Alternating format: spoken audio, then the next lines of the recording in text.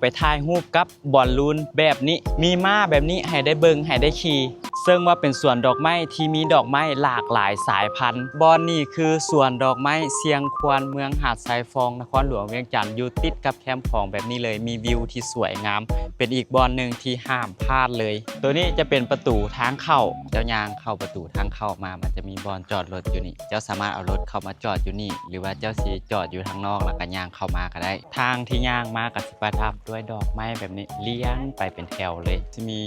โซนเครื่องลิ่นเด็กน้อยแบบนี้ไว้ให้เด็กน้อยเล่นสำหรับคนที่มาเป็นครอบครัวพาลูกพาหลานมาแล้วก็มีทั้งตูบให้นั่งอ้อมบริเวณบอลลิ่นเด็กน้อยนี่พร้อมอยู่ทางข้างบอลโซนลิ่นเด็กน้อยก็จะมีสวนดอกไม้แบบนี้ประดับอยู่ทั่วเลยก็จะมีมุมแบบนี้ให้ถ่ายรูปไปเรื่อยๆเด้อระหว่างที่ยางอยู่ในสวนตัวนี้จะเป็นโซนสวนมะเกี้ยงจำลองเด้อตัวนี้จะเป็นของปลอมเบิดแล้วก็จะมีต้นมะเกี้ยงแบบเลี้ยนไปแล้วก็จะเป็นขัวแบบนี้ให้ยางให้เป็นโซนให้ถ่ายรูปกับมะเกี้ยงแบบนี้ทางฝั่งนี้แม่นจะเป็นตูบให้นั่งทางนี้ย่างขึ้นไปนี่ก็จะเป็นบอสจอดรถอยู่นี่ก็จะมีศาลาแบบนี้ให้ไปนั่งถ่ายรูปเวลาตะเวนตกดินเวลาขึ้นมาก็จะได้วิวแบบนี้ก็เป็นอีกมุมหนึ่งที่เห็นภาพโดยรวมของสวนได้ดีเลยบอสนี้หลังจากที่แดดเริ่มลงก็จะมีคนไปถ่ายรูปอยู่บริเวณเขตใกล้ๆกับน้ำของอยู่ทางหลังคอยนี่ก็จะเป็นดอกไม้แต่ว่ามันยังบ่ทันปงดีก็จะเห็นประมาณนี้ย่างมาหน่อยนึงก็จะมีเป็นตัวม้าแบบนี้ม้าตัวนี้จะเป็นม้าฟองสโนว์เด้อ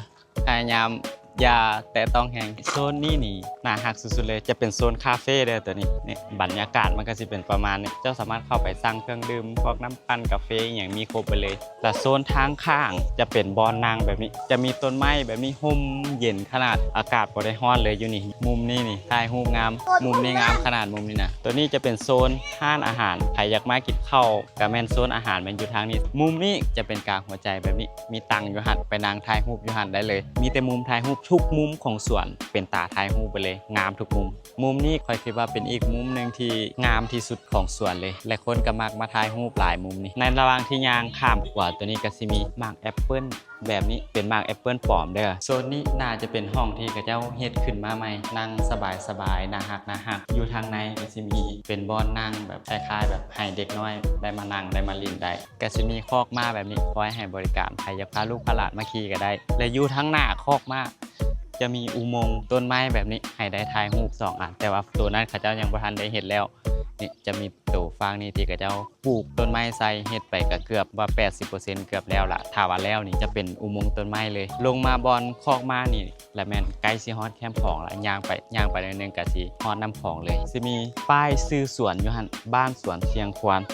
และทางเบื้องนี้ถัดคอกม้าลงมาติดกับคอกม้าเลยจะมีบอลลูนแบบนี้ตั้งอยู่นี่2 หน่วยให้ได้ถ่ายรูปหน่วยก็บ่ได้ใหญ่ดอกพอดีงามและโซนที่อยู่ทางหน้ากับบอลลูนนี่โซนตัวนี้